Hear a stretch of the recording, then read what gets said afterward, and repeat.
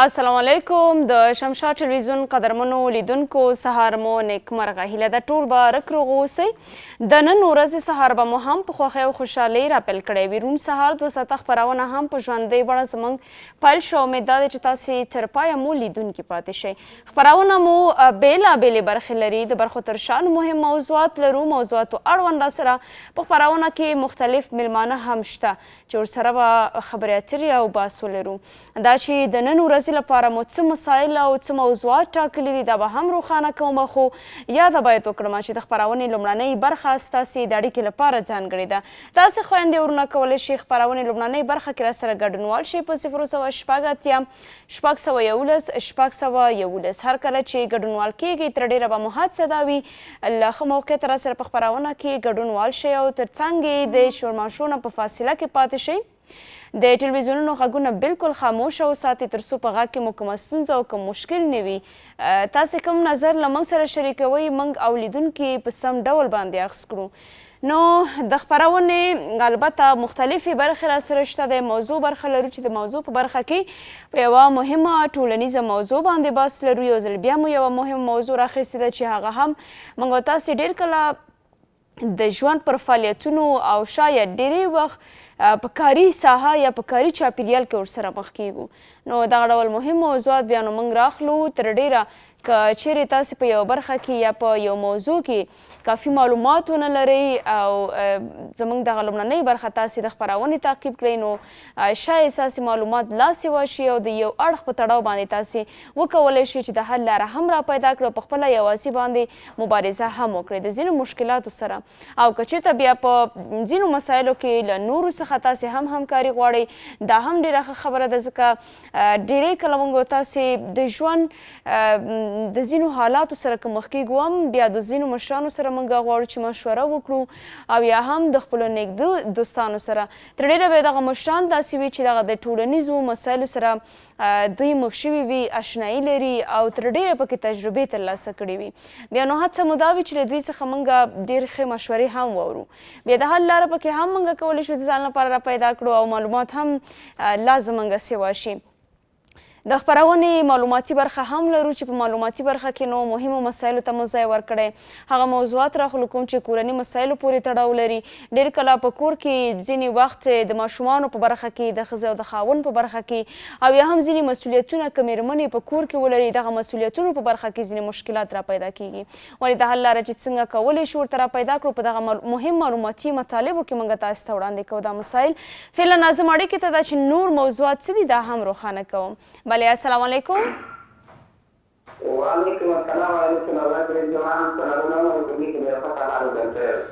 سلامات اوسئ مننه کوم مهرباني وکړئ تاسې معرفت را سره مو وکړئ او تر څنګ یې شور د خوا کې شته فکر کوم اړیکه کې د څه ستونزه ده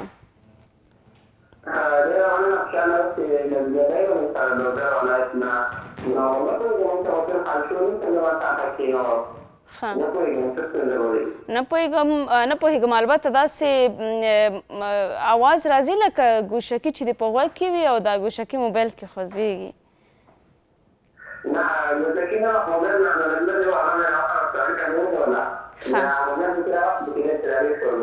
بله مننه کوم نو نبیزاده صاحب غواړي چې په موضوع باندې نظر سره شریک کړي یا د سیمې ځینې غوښتنې او ستونزې مو راوړي بلې د نورو خبرو ته غوږ نیونه څومره مهمه ده که مقابل لوری غواړي له موږ سره مکالمه ولري او یا هم په ځینو مسایلو وغږیږي یا سره بنډار ولرو څومره مهمه ده چې مقابل احترام په نظر کې ولرو او هغه خبرې چې مقابل لوری کوي موږ ورته ښه غوږ نیونکي اوسو مننه خوشحاله چې کومې موضوع مطالعه ده متقابل احترام ډېر مهم دی په ژوند کې ځکه کله د ستا یو کس ته په احترام لري ستا ته مینه درکوي احترام وکړي او ته هغه ته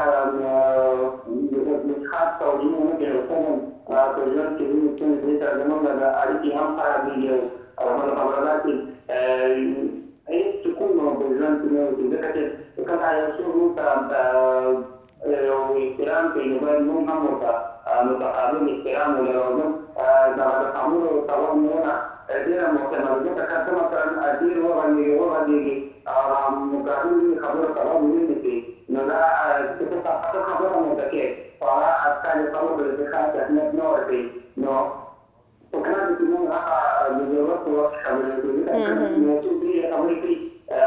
خپله زما نه خوښېږي چې څوک زیاتې خبرې وکړي که څوک زیاتې خبرې وکړي زموږ نه خپله بیا د خاموشي اختیاروم او نو دا ته خاص سبب نه لري په دې شي باندې دغه څوک زیاتې خبرې کوي یا پرته له ضرورته راویږي نو دا په قانون کې باید موږ ډېر زیات وموږ باید د ضرورت په وخت کې ځینې وخت کې باید موږ چوپتیا خو نه باید یاد ولرو یا دا چوپتیا خو نه هم په ځان کې راولو ده هېڅکله باید په دې وخت کې خبرې ونه کړو چې د یو چا زړه پرې ماتېږي یا د یو چا ته زړه ماتېږي یا د یو چا راز موږ چاته ووایو نو دا په قانون کې چې پوښتل شوي څخه نه وي نو باید موږ د ضرورت هېڅکله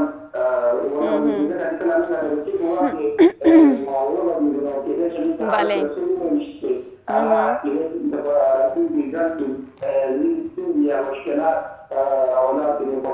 صحیح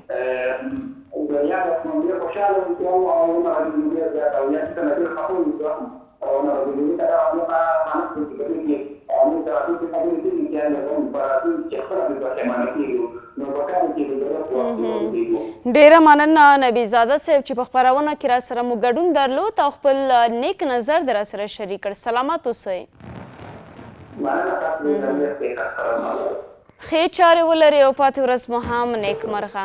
مننه له تاسې ټولو ګلالیو چې را سره په خپرونه کې ګډون کوئ او البته خپل په هغه ستونزو را سره غږیږئ چې کوم تاسې په خپله سیمه یا چم ګاونډ کې ولرئ.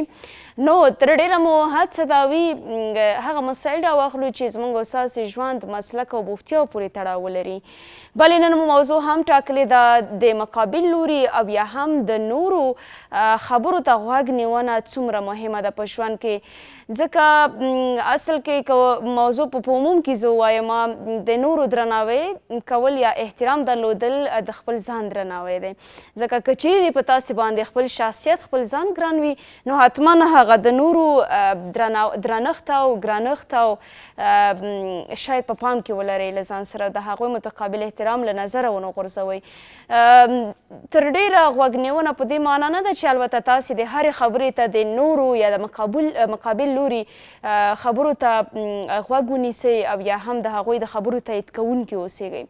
دا په دې معنا چې مطلب هر کله تاسې سره ځینې دوستان مو کیني ځینې مهم مسایل له تاسو سره شریکوي یا تر ډیره په کورنیو کې ځینې د کورنۍ غړي وي مورجان وي پلارجان وي غواړي ځینې مسایلو باندې تاسو سره وغږیږي یا خویندې وي که هغه ستاسې خویندې خو زما خویندې هم دي ځکه تر ډیره که خویندې وایم نو ستاسې خویندې که وایم نو زما خویندې البته خولې ته راځي که هغه خویندې وي په کورونو کې ورونه وي یو بل سره ډیرې نږدې اړیکې هم لري نو دا هغه څه دي چې تر ډیرې اړیکې هم نږدې وي او په دغه برخه کې باید موږ د یو بل ښه غوږ نیونکي او تر څنګ یې مقابل لوري احترام په نظر کې وساتو.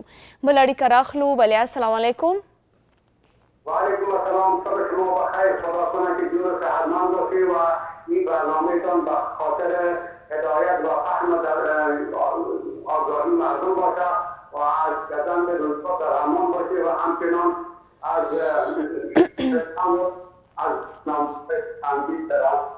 ډیره مننه. سلامت اوسئ. نه پوهېږم غږ د بیخي را سره قطع و وصل راځي نه پوهېږم چې ولې موقعیت دې سم نه دی او که څه کیسه ده زما غږ لرئ؟ د نن ورځې لپاره مو موضوع ټاکلې ده مقابل لوري احترام څومره مهم دی که تاسې د یو فرد یا د یو شخص سره مخ کیږئ هغوی تاسې سره غواړي ځینې مسایل شریک کړي یا له تاسې سره وغږیږي دغه غوږ نیونه د هغوی لپاره څومره مهمه ده چې باید مقابل احترام هم په نظر کې ولرو او تر څنګ د هغوی خبرو ته هم درناوی ولرو. مشخصا کسایی که این دارن در بخش دینی قرآن و حدیث میفهمند چه در جامعه چه در معاملات چه در معاشرات چه در اقتصاد چه در اخلاقیات عبادات باید مطابق قرآن و حدیث رفتار کنند. تمام آسایش و آرامش و حفظ انسانیت و بشریت و انسانیت تکمیل میشود و کسانی که فاصله گرفتن از علم و دانش قرآن و حدیث و طرف انگلیسی و کارهای ادبیات رو آوردن که هیچ چیز به دست نمیارن جز انگلیسی و کارهای ادبیات. اینها فضافیت که نظامی خود را نمیدانند و جامعه را به فساد میکشانند و احترام مقامی تقابل عملی است که باید هر کسی که با هر کسی روبرو میشد باید سلام بدهد دیگر سلام را علیک بگیرند طرف مقابل باید در نسبت همدیگر مصیبت‌دار باشند یعنی با همکاری یکی دیگر بتوانند زندگی اجتماعی خود را پیش ببرند و کسانی که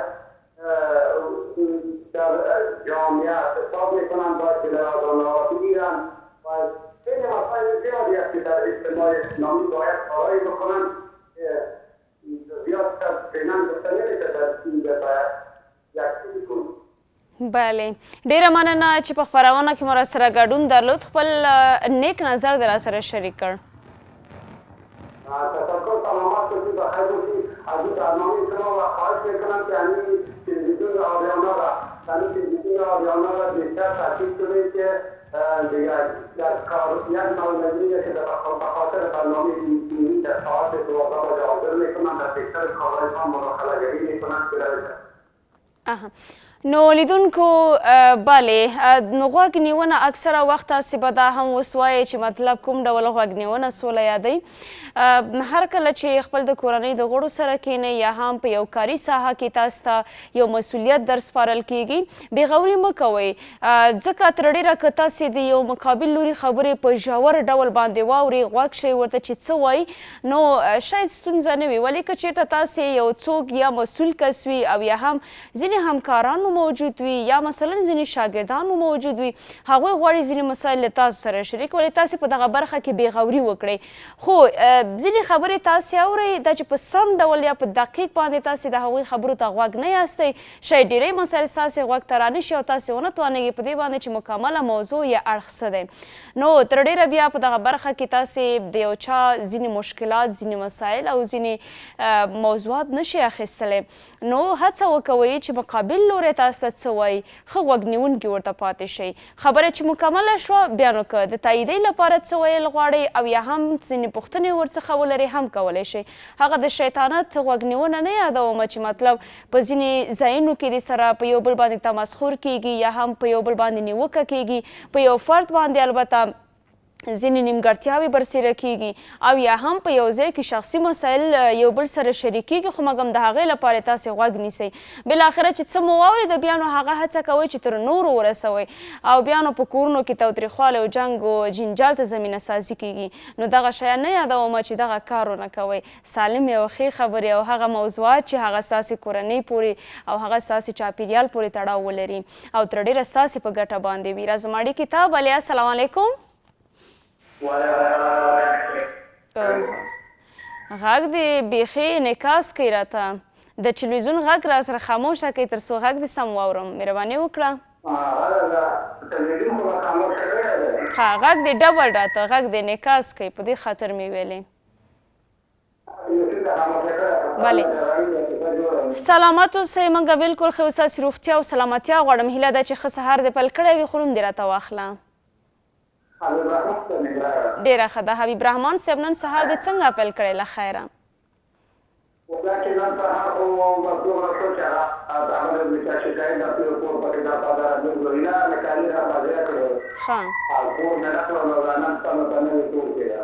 انشاءالله کور خو به درته پیدا شوی وي که نه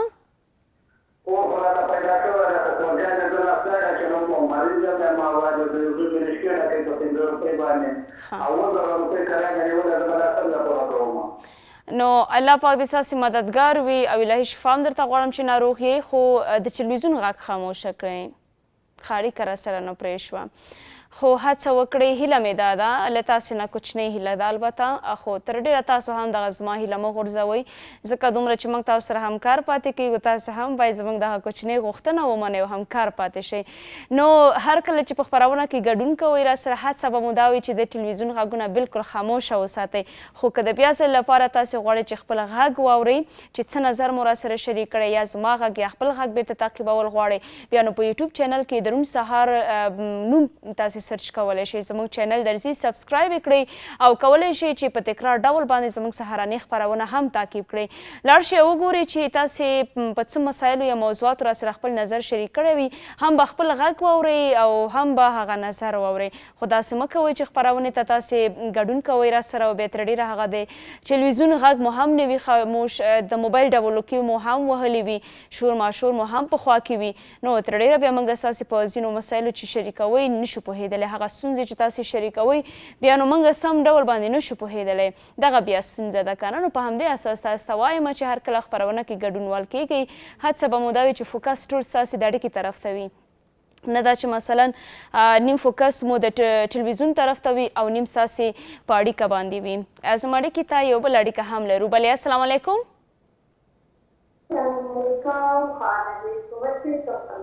ډېره مننه اغلې شبانه رحماني، ستړې مه شي، په خیر راغلې. څنګه یې؟ ته سهار دې په خیر پیل کړی انشاءالله.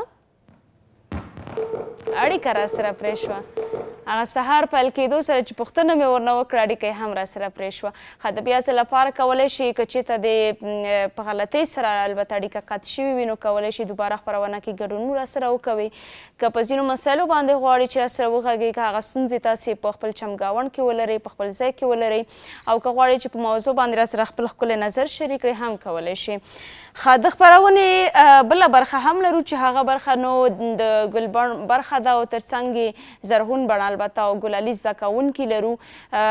زده کوونکي ځینې مهارتونه زده لري، دوی تکړه او با استعداده زده کوونکي وي، تر ډېره هغه شیان چې دوی په خپل مکتبونو کې نه وي زده کړي وي، هغه مسایل چې دوی د خپل د کورنۍ څخه زده کړي وي، خو موږ او تاسې لپاره په ګټه باندې هم وي، د ټولنې د خیر لپاره هم وي. نو دغه ډول مسایل ورڅخه هم اورو چې په ډالۍ په توګه باندې موږ او تاسې ته وړاندې کوي، او تر څنګ یې پر زده کړو باندې او پر بوختیاوو باندې هم ورسره بیا بحث او خبرې اترې ولرو.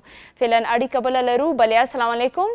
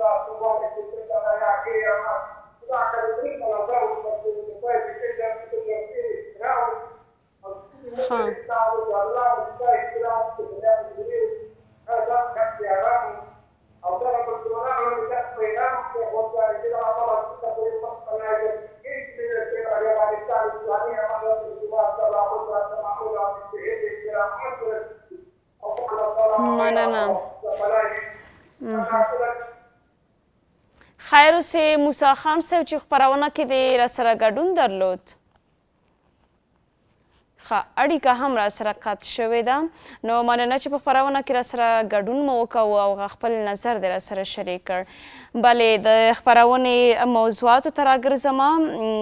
د خپرونې پوښتنې برخه کې البته راسره تکړه شاعره هم شته، ښځینه شاعره ده دا چې د دوی فعالیتونه څه دي، د شاعرۍ په برخه کې دوی څومره پاتې شوي دي، لا هم د شاعرۍ په برخه کې دوی مخته روان دي یا نه ځنډولي دي یا دغه شاعرۍ برخې لږ دمه ورکړې ده. پر دغه مسایلو به ورسره وغږېږو، د زړه خواله به ورسره ولرو، پر فعالیتونو او شاعرۍ باندې به ورسره خبرې اترې ولرو. لازم یوه بله اړیکه هم لرو. بلې السلام علیکم. وعلیکم السلام.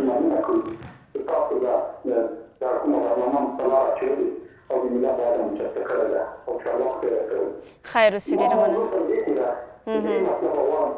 هر ډول کوم تاسو د مطالعاتو په طریقه د قانون په طریقه د چارواکو په متوجي نو ما دا هغه څه نه چې امنیت راغلی څون راغلی د قرار کړی مشکل خانه یو بده یو بده درې بده د نوې تفاصیل استفاده کوي دلته خلک مریضان دي تکلیفونه لري بل کما د یو څه نظام او پولیس نظام دا منطقه راوځي او جای راوځي نه ټول کارونه مولا ټول ځای نه مونږ دا د دروز زمالي د دې کې نور پولیسي امان تر سره کیږي نور جنایت تر سره کیږي څورون کیږي هڅه کیږي وظیفه د پولیسو شی ده وظیفه د عمل دی او د شی ده د کنټرول منطقوي شی ده اقتصادګر پر انسان غیر ځان په لحظه کې تاسو تولید د نوې صفاتې تولید کوم ځای کې خاصي کوم د قانون راوړي اول د بنظم کې یو دوا موضوع د ترلو لارې د لوی موټرونو کې هر ورځ کې هر ورځ حادثې کې د حادثې کې چې جګړه ختمه شوه حادثه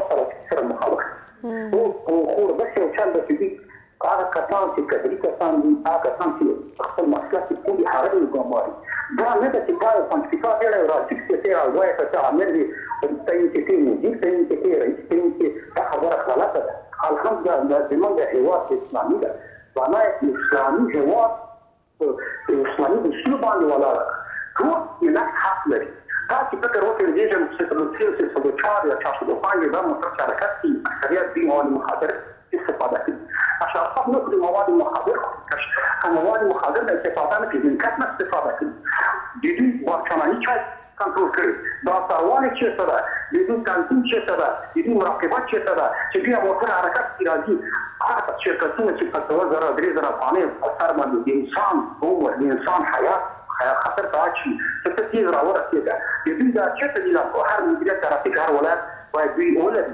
واکمنۍ ولري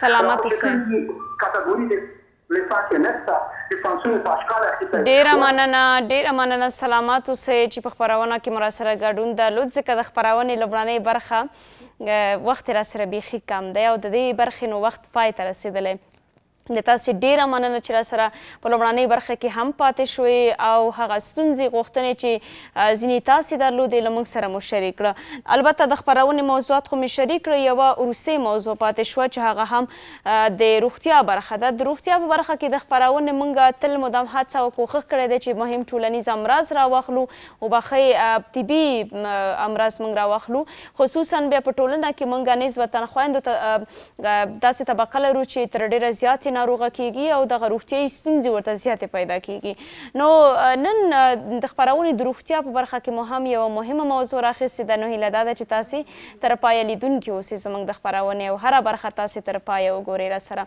دا چې د روغتیا د برخې موضوع څه ده خو اوس یې نه روښانه کومه ځکه باید تاسې په تلوسه کې پاتې شئ نو له تاسې ټولو څخه مننه کوم چې راسره مو ګډون وکوو لومړنۍ برخه کې هم وایي نورې برخې هم چې مهمې برخې دي لا پاتې دي بیرته راګرځو موږ سره پاتې شئ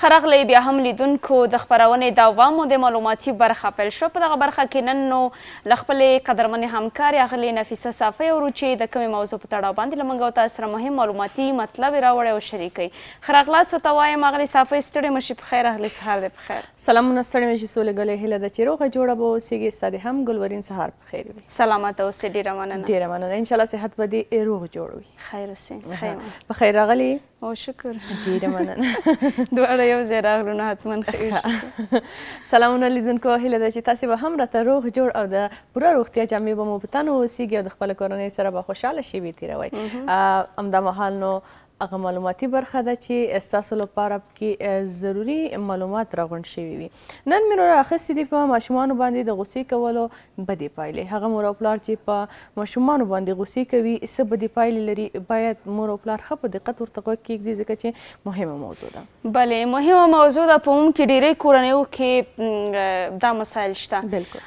او هر فامیل حتما ماشومان کور کې لري خو د دې سره سره چې ماشومان په کور کې موجود دي ځینې وخت بیا نو داسې مسایل راپارېږي په کورنۍ اړخ کې چې تر ډېره بیا نو مور او پلار مجبورېږي دې ته چې په ماشومانو باندې غوسه وکړي یا یې تحقیر کړي چې دا د دوی د شخصیت وژنه هم ده او تر ډېره بد اثر هم لري دا چې دغه ډول مسایل چې که چیرې د خویندې د ورونو له لورې ترسره کوي په کوچني ماشومانو باندې یا د مور او پلار لخوا بیا خصوصا غوسه چې څه به دې پایلې لري د دوی په ذهن او روان باندې په راتلونکي باندې دا په مطلب کې له تا نه واورو. بالکل ډېره مننه. لومړی خو ماشوم د ټولنې هغه قشر دی چې مینې روزنې او پوره محبت ته ضرورت لري. دا چې روزنه مو یاده کړله روزنه یوازې دا نه ده چې مکتب ته یې واستوه یا هم ښوونیز ځای ته واستوه دا به روزنه ترلاسه کړي بلکې لومړنی مکتب همدا خپله کورنۍ دوی ته ده. هغه مور او پلار چې مثلا ماشوم نشي روزلی او د دې حوصله نو نه لري چې مثلا ماشوم وساتي یا هم وایي چې زه ډېر مصروف یم نو هغوی دې هېڅکله دا تصمیم نه نیسي چې ماشومان دې ولري. که چیرې تاسې غواړئ چې مور او پلار شئ او ماشومان ولرئ نو تاسې په لومړي سر کې مخکې له دې نه چې ماشومداره شئ هغه څه مو لوستي اوسیږي چې د ماشوم لپاره ضرور دي. تاسې نو په ټولنه کې یو شخصیت روزئ یو شخصیت ټولنې ته وړاندې کوئ. دا یوازې د ماشوم شخصیت وژنه نه ده بلکې د ټولنې د شخصیت وژنې سبب هم ګرځي ځکه چې دا هم د ټولنې یو غړی دی او بالاخره هغه شخصیت چې تاسو ټولنې ته وړاندې کوئ هغه که مثبت وي که منفي وي په ټولنه به اغیزه ولري. نو د همدې په خاطر باندې راځم خپل مطلب ته چې کله موږ په ماشومانو غوسه کیږو څه بدې پایلې لري. لومړنۍ پایله خو رواني اغیزه ده چې په ده باندې کوي. ماشوم کله چې تاسې غوسه کیږئ پرې هغه همداسې ځان ملامت ګڼي او بالاخره له دې سره عادي کیږي او وایي چې زه په ټولنه کې یو ملامت کس یم.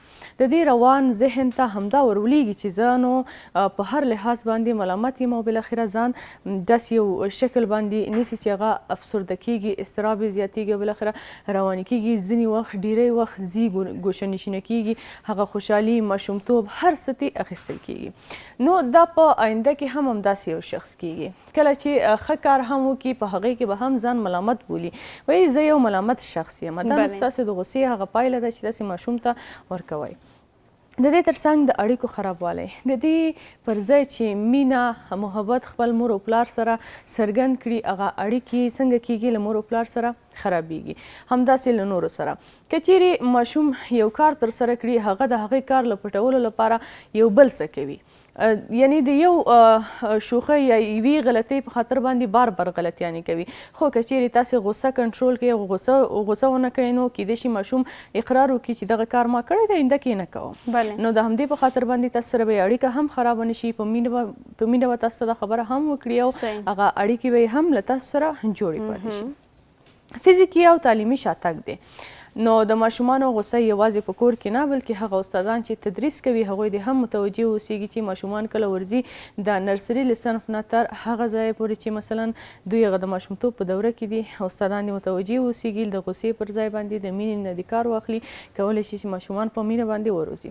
نو دوی که چیرې غوسه ځینې کار واخلي نو بیا ماشومانو شاتګ سبب کیږي. هغه علاقه هغه انرژي چې دوی د درس د تعلیم یا هم د زده کړې لپاره لري هغه نشي حاصلولی. هغوی د مجبورۍ نه بیا ښوونځي ته ځي د مینې نه نه ځي. تاسې که متوجه اوسئ سولې نو ماشومان ډېر هیجان لري په لومړۍ کې چې مکتب ته ځي ډېر زیات خوشحاله وي ښوونځي ته چې ځي هغوی ډېر زیات داسې وي چې هیجان لري چې زه به څه وخت مکتب ته ځم.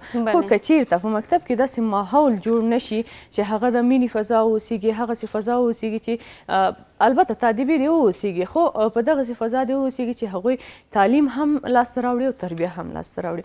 خو که دا بیا ځای ورکړي غوسې ته نو نه تنها دا چې ماشوم درس نه زده کوي بلکې شاتګ هم کوي د درس نه یې هم زړه تورېږي او هغه مکتب ته به هم له مجبورۍ له وجې ځي له ډار له وجې به ځي خو داسې یو شخصیت به چې درس به ورته بېمعنه اوسي.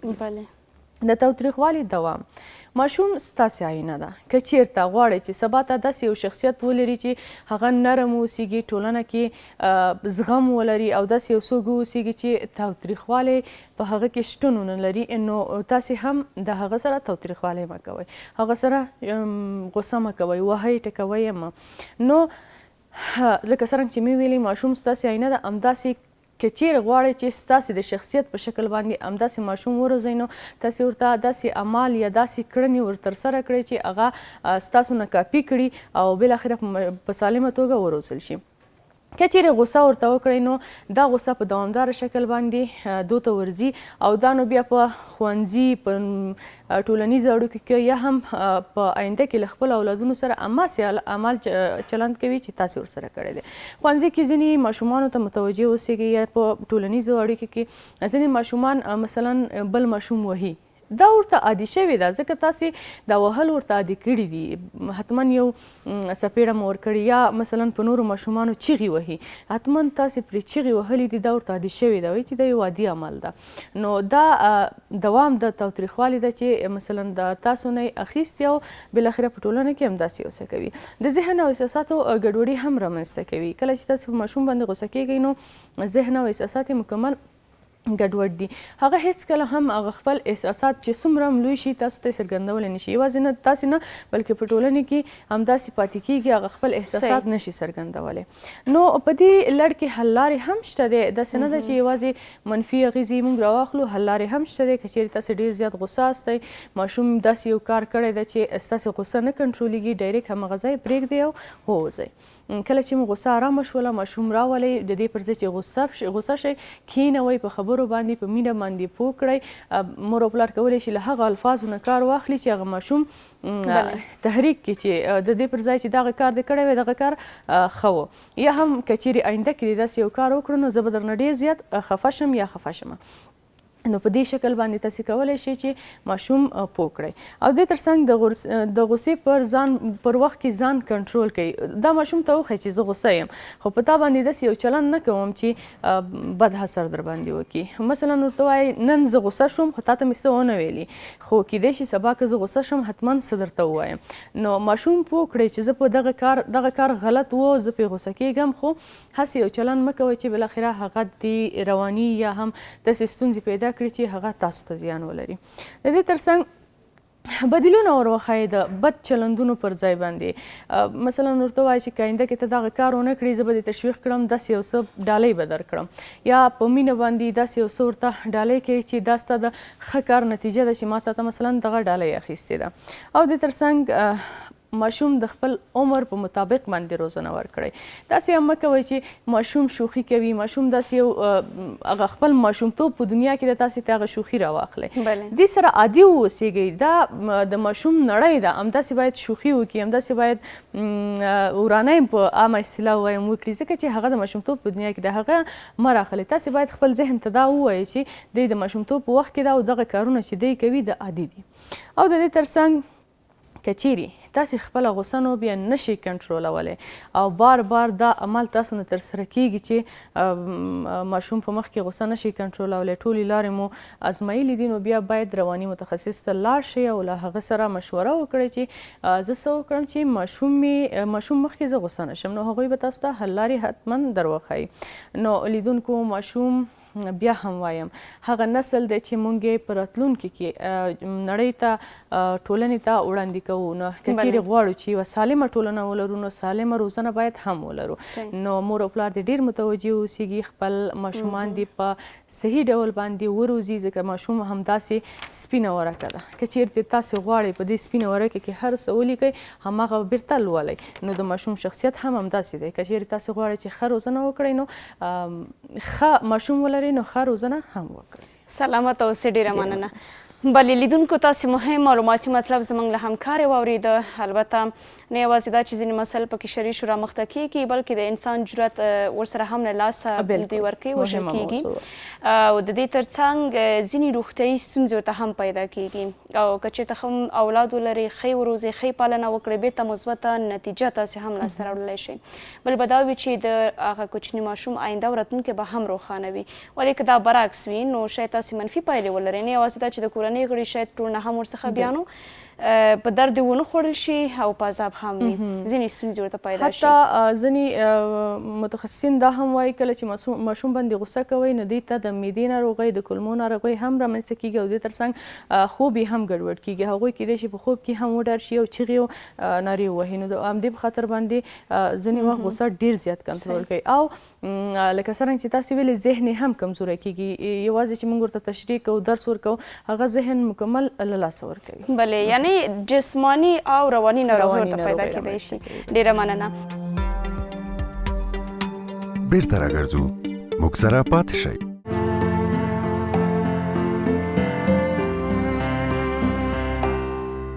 ستړي مه شئ بیا هم ښه راغلی لیدونکو له تاسې مننه. د خپرونې دوام مو د یو بله برخه پیل شوه. په دغه برخه کې نن راسره څلور تکړه بااستعداده ګلالي زده کوونکي دي. د دوی پر فعالیتونو زده کړو باندې به وغږیږو او تر څنګ یې ځینې مهم او ښکلې ډلېګانې موږ تاسو ته راوړي دا به هم ورڅخه واورو.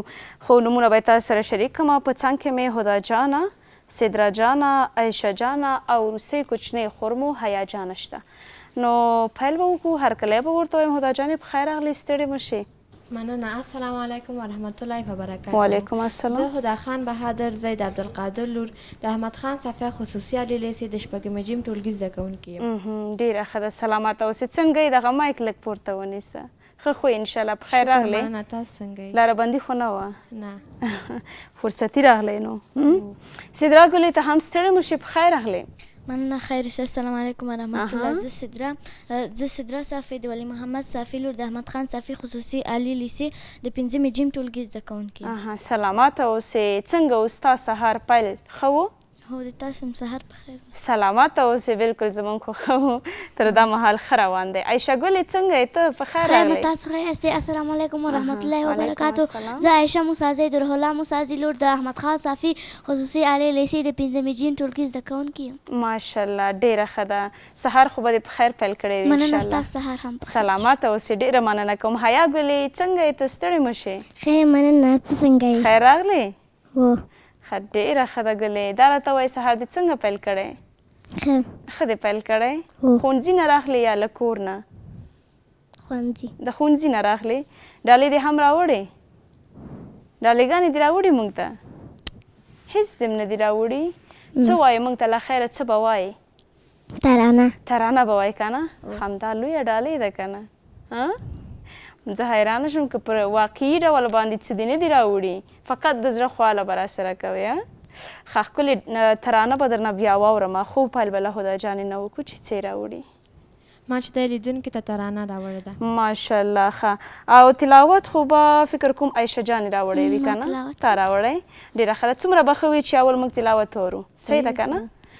أعوذ بالله من الشيطان الرجيم بسم الله الرحمن الرحيم ياسين والقرآن الحكيم إنك لمن المرسلين على صراط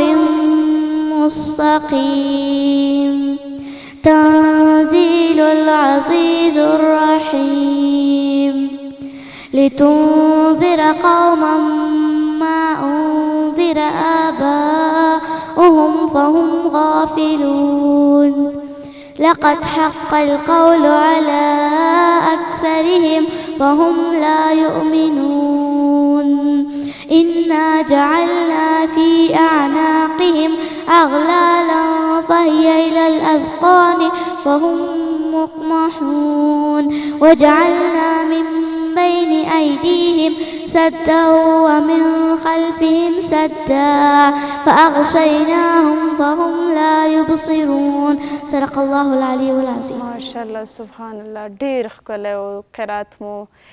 ښه او مدرسې ته هم ځې؟ او مدرسې ته ځم. ډېر ښه. څومره سپاره کې په خیر؟ ما قرآن کریم خلاص کړی ده. ترجمې دویمه سپاره کې. ماشاءالله. د ترجمې دویمه سپاره کې؟ څومره ښه. ډېره ښه ده. همداسې تانده اوسې، تکړه اوسې. هودا جانې ترانه دې راوړې؟ ښه ډېره ښه ده. مایک به دې هم لږ پورته ونیسې او ترانه به ووایې.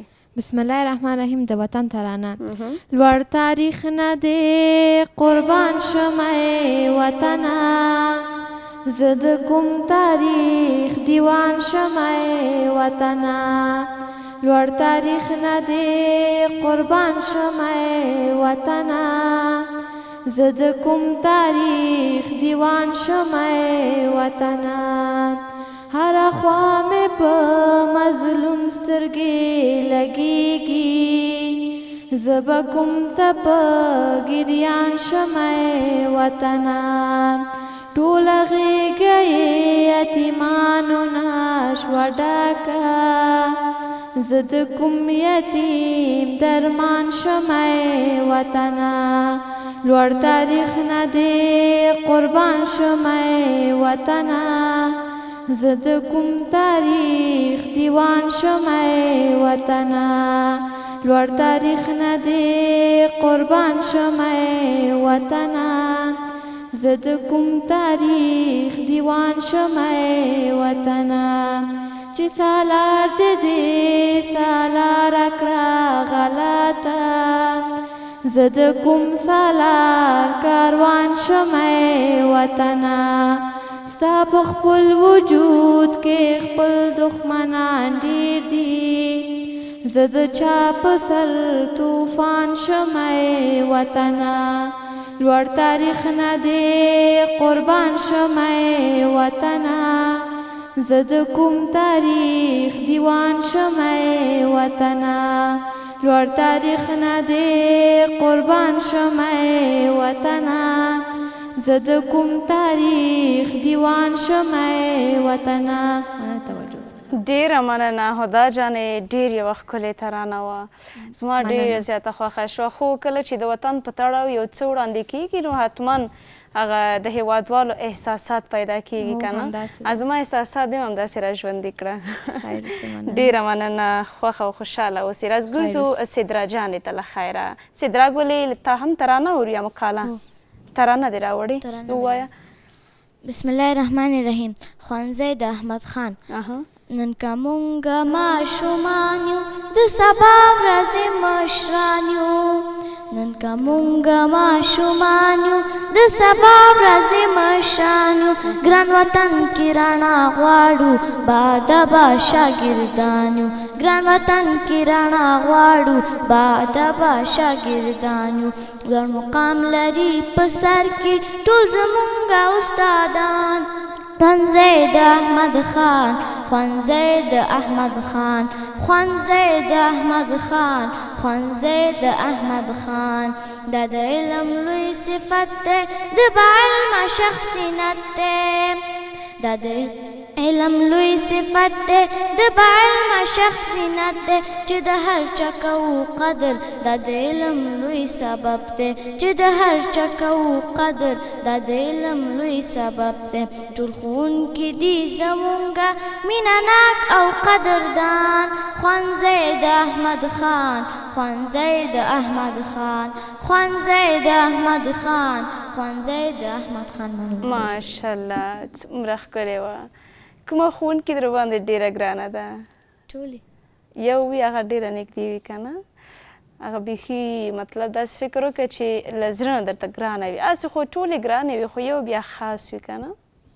استادانو کې را باندې استاد حاجره ډېره ګرانه ده. خو ما ویلې ګوره چې حتما به یو وي. ښکلې وه ډېره. انشاءالله چې تاسې هم همدغسې راتلونکي یاستئ د وطن او د هیواد. ښه نو حیا ګلې څه دې راوړي له خیره؟ ترانه وایې؟ ترانه وایې؟ مایک به لږ پورته ونیسې خولې ته. ښه ترانه به ووایې، خو دا ترانه د څه په تړاو ده؟ د وطن په تړاو ده، د ښوونځي که د څه شي؟ د ګلګلې. بسم الله الرحمن الرحیم. گلگله ترانه. گلگله گل گل گل گل شما مثل فرشته ها، خوشی کنم خوشحال خندان باشه همیشه هر کجا. گلی گلی گل گل گل گل شما مثل فرشته ها، خوشی کنم خوشحال خندان باشه همیشه هر کجا. شاد شاد شاد بمانه قدر هم دیگر بدانه.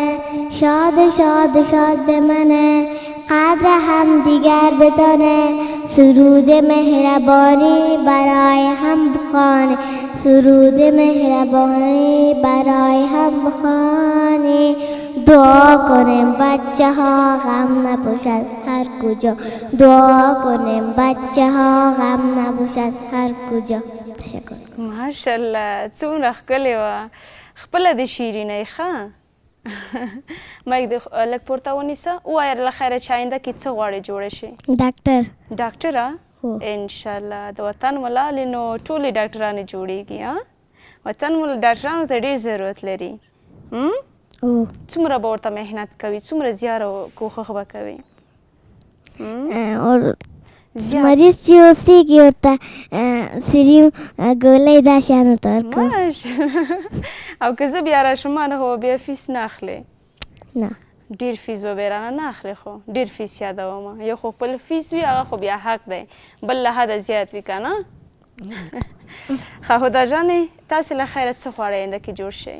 زه خپله مې غواړم آینده کې ډاکټره شم تر څو خپل وطن سره آباد کړو. ماشاءالله خو کوم برخه کې غواړئ ډاکټره جوړه شي؟ زه د جراحي په برخه د جراحۍ په برخه کې څومره ښه ماشاءالله کوم مضمون دې ډېر خوښیږي؟ زما چې دی ساینسي مضامین ډېر خوښیږي ځکه چې غواړم په آینده کې ډاکټره شم. ډېره ښه خو څو نمره یې په ښوونځي کې؟ زه خپله مې د نرسري ټولګي څخه تر شپږم ټولګي پورې اول نمره یم. ماشاءالله ماشاءالله بیا خو نو هودا جانه نقلونه خو به ډېر نه کوې؟ نه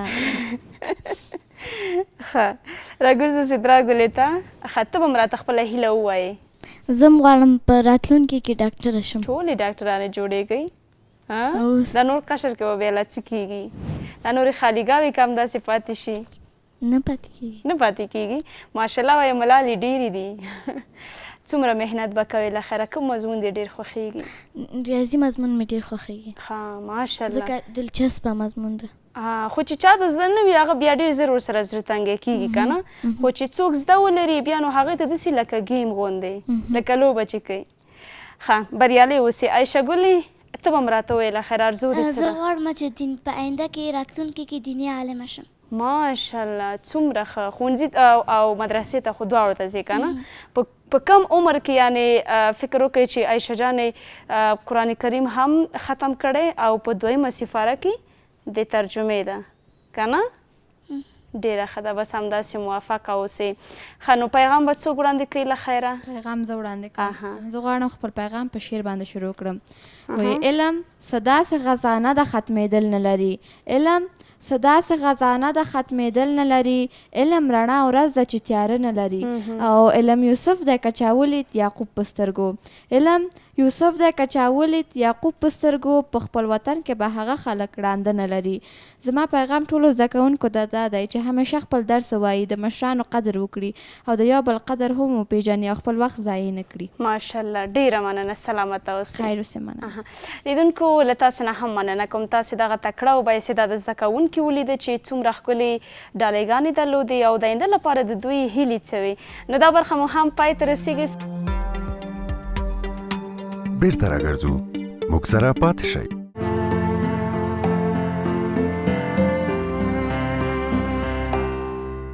ښه راغلی لیدونکو بیا هم ستړي مه شئ د خپرونې دوام مو د یوه بله برخه پیل شوه په دغه برخه کې نن راسره قدرمنه شاعره نورضیه نوري شته د دوی پر شاعرۍ او فعالیتونو باندې به وغږیږو تر څنګ یې د زړه خواله به ورسره ولرو. تاسې هم زموږ د دغه برخې تر پایه لیدونکي اوسئ. اغلې نوري بخیر اغلې ستړي مه شئ. مننه ژوندۍ اوسئ. سلامونه او نیکې هیلې ټولو لیدونکو ته انشاءالله چې ټول ښه اوسي او زموږ سره تر پایه اوسي د دې خبره. سلامت اوسئ. ډېره مننه امید دا ده چې ښه سهار به دې پیل کړی وي انشاءالله. سلامت اوسئ. ښه نو د تل په څېر. ډېره ښه ده. راځئ د فعالیتونو په تړاو راسره وغږیږئ. اغلې نوري کوم فعالیتونه لري؟ زه په مختلفو عرصو کې فعالیت لرم. مثلا د ژورنالیزم اصلا زما مسلک ژورنالیزم ده او تر څنګ ادبیات کې هم یو څه ونډه لرم او بل دا چې تدریس برخه کې هم یعنی زه خپله د کابل پوهنتون د اووم سمستر زده کړیالم چې اوس هم یعنی یو څه بندیزونه دي. ماشاءالله ماشاءالله فعالیتونه مو سخت زیات دي. خو دومره فعالیتونه چې تاسې لرئ کومه نوریه در باندې ډېره ګرانه ده؟ ژورنالیزم اړخ، ټولنیز اړخ، شاعرۍ اړخ؟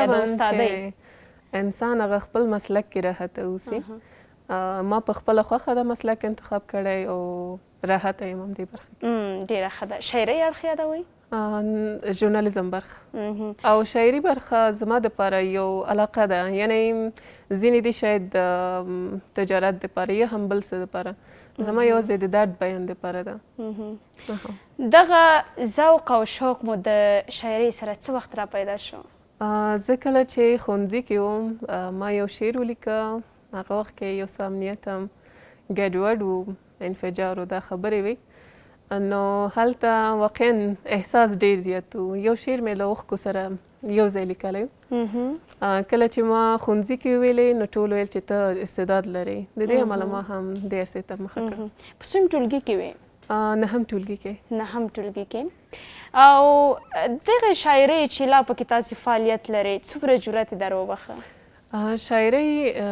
اړخ یو خوا یعنی هر احساس چې وي پکې مثلا هر شعر چې ما لیکلی د وزن قافیه یعنی ما دې برخې ته دومره پام نه ده کړی که څه هم هماغه هر څه خپل لري خو احساس ډېر زیات پکې لازم ده ډېر زیات ما احساس پکې خپل بیان کړي دي ځکه زه یو له هغه انسانانو څخه یم چې یعنې ډېره یوازې داسې اجتماعي خو یې ډېر نه لرم دې لپاره زه هماغه قلم او کاغذ سره ډېره زیات عادت یم او د دې ترڅنګ کله چې د لومړنی شعر ولیکه د لارښوونې لپاره داسې څوک و چې ورته هغه شعر وښایي ارزیابي کړي ستا هغه مثبت نکات راواخلي او لا یې قوي کړي لا دې تشویق کړي ودې هڅوي او یو خو زما خور وه پښتو ادبیات یې ویلي وو ترڅنګ یې زموږ استاده وه هغې ته مې پرېښوده ویلې چې یعنې ته کولی شې شاعره شئ نو بیا ورو ورو ما هم دې عرصې ته مخه کړه ډېره ښه ده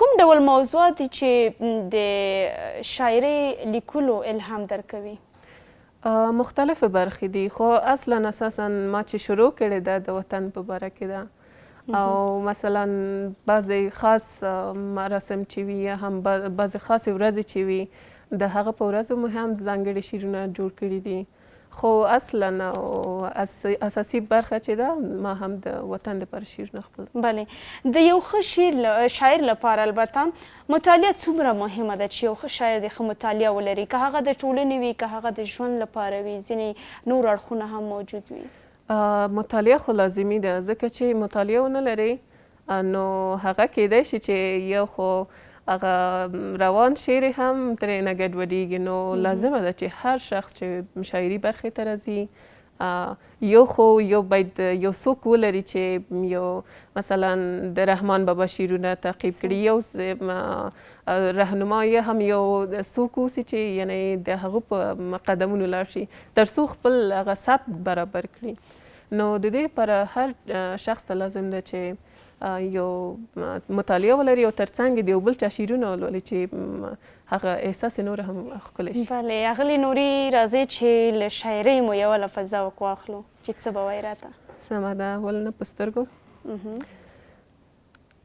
نه وایم چې په ما څه تېرېږي نه وایم چې په ما څه تېرېږي دا مې تقدیر دی بد که ښه تېرېږي مظلوم ملت یم اوښکې مې بهیږي مظلوم ملت یم اوښکې مې بهیږي بس د غم نه پرته بل څه نه تېرېږي سمدورو بس وي چې ځکه چې ستاسو خپرونه یو ساعته نه ده زه یو ساعته خپرونه ته چې تللی یم بیا اوږده شعرونه مې ویلي دي کولی شي چې نور وخت ډېر په زړه پورې و څومره شعرونه مو لیکلي دي تر اوسه پورې یعنې تقریبا 100 شعرونه ما لیکلي دي او چاپ دپاره یعنې چمتو نه دی خو تعداد یې شته ده خو باید زما یعنې اصلا موخه مې همدا ده چې احساس بیان کړم ټولنیزو څپو کې یا هم پاڼو کې او همدارنګه یعنې اصلا زما موخه همدا ده چې د وطن درد ووایم بلې کوم فورم کې د شاعري کړې ده غزلونه دي نظمونه دي ټپیزې دي غزل برخه کې بیا خپله د کوم شعر ډېر خوښیږي نظم دی غزل دی غزل برخه ځکه هم راحته وي هم سکون درکوي او هم په زړه پورې وي انرژي بخښي هر انسان ته شاعر ته ډاډ ورکول او روحیه ورکول څومره مهم دي تر څو هغه هم وکولی شي لا ښه مخته لاړ شي؟ ما په لومړیو کې وویلې چې زما شعر زما صنف یې نه خوښ کړ. که ټولګیوالو مې خوښ کړی نه وی شاید ما همغه وخت نه قدم بل نه وی پورته کړی. نو طبعا چې همدا ده که چیرې موږ یو بل تشویق نه کړو وایي چې دا سم نه ده نو طبعا چې انسان روحیه له لاسه ورکوي شاید سم مخته لاړ نه شي. ایا تر اوسه مو خپل ځینې شعرونه د کره کتنې لپاره وړاندې کړي دي؟ یو خو هغه وي چې مثلا یو عادي کس ته ښودل کېږي که نه، بل هغه وي چې کره کتنه ورباندې کېږي، مسلکي کس وي هغه یې ګوري تعقیبوي. بله ما شعرونه مې وړاندې کړي دي که څه هم یو څه ستونزې هم لرلې. یو ځل و چې یو شعر ما یعنې هغه احساس مې چې پکې بیان کړی و ما د کابل پوهنتون کې زموږ استاد و هغوی ته ما شعر مې هغه کړ بیخي یعنې چوکاټ یې یعنې تغییر وخوړ زما په خوښه نه و. یعنې دا یو جالبه خاطره مې وه زما دپاره. استاد یعنې ډېر زحمت وباس په هغه کې ما سره، خو په پای کې شعر ډېر تغییر وخوړ. بیا ما ورته ویل استاد همدا سم ده. یعنې ما احساس هغه ډول بیان کړی و. په هغه شعر کې هم همداسې و چې استاد اصلاح کړی و. نو کره کتنه کې هم ما کوشش کړی دی چې تقریبا د 50 نه زیات شعرونه مې کره کتنې کې هم هغه شوي دي او یعنې تایید وړ شوي دي. ډېره ښه ده.